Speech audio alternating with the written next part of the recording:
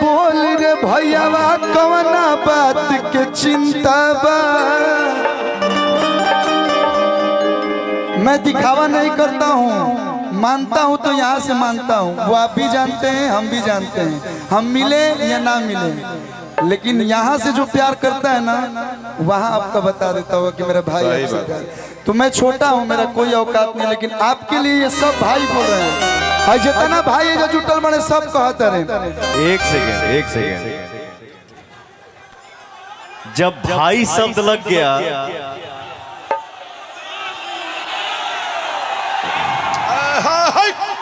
जब भाई शब्द आ गया तो वहां बेटा औकात की बात ही नहीं करनी चाहिए। भाई से बड़ा प्यार, भाई से बड़ा दोस्त कोई हो ही नहीं सकता। वाह वाह, ये सब भाई गा रहे हैं, मैं नहीं गा रहा हूँ, इन लोग की आवाज मैं गा रहा हूँ।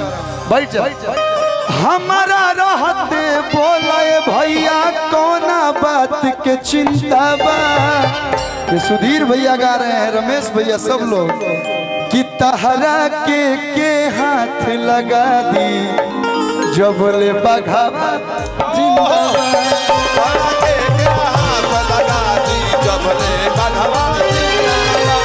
हमारा रहते ऐसा भैयावन के रहते बोलाए भैया कवना बात के चिंता बा।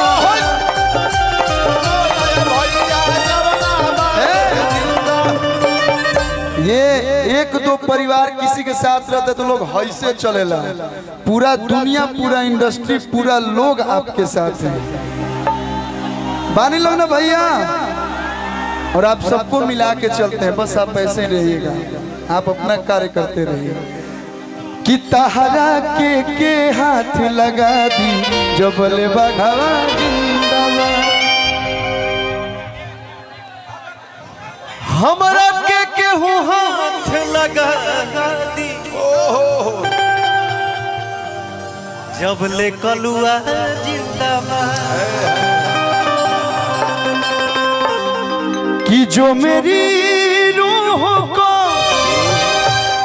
चैन दे प्यार दे वो खुशी बन गए हो तुम, जिंदगी बन गए हो तुम,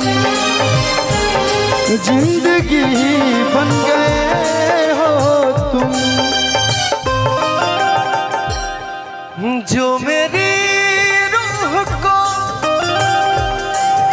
सालनी जी आगे चल जाए, रूह रब बन जाए, रुआ चैन दे प्यार दे वो खुशी बन गए, जिंदगी बन गए हो। अरे हंसबू हंसी के तक कई लोग के देखो, हम अगर एक्टिंग करते हैं, गुलाब के फुलवा नहीं खा ले तू है हंसा तरी फूल वाले ले बताते हैं से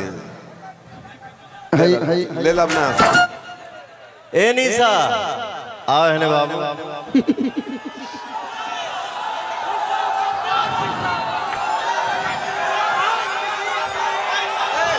3 and 2 जिंदाबाद जिंदाबाद। हंसलू तो भाग हमारा जान जाए, हंसलू तो भाग हमार चल जाए, हमारो जा हमारो तोहरे के लाग जाए, जा हमारो तोहरे के लाग जाए। हंसलू तो भाग हमारा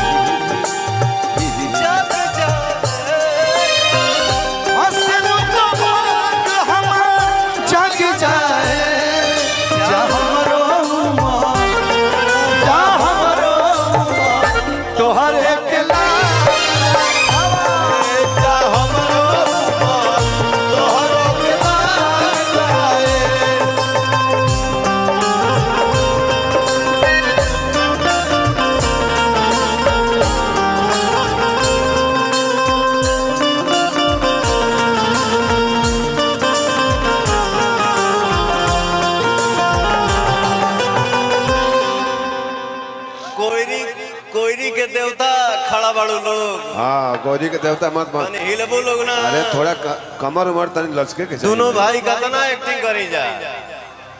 बताइए हीरो कमर लचका रहा है, हीरोइन खड़ी है। थोड़ा आप लोग भी थोड़ा डांस और रोमांस की दुनिया में चले। लगाओ हो। हेलो लगाओ लगाओ लगाओ। अरे बाबाले का तो जरूरत बा। लगाओ फुल साउंड में लगाओ।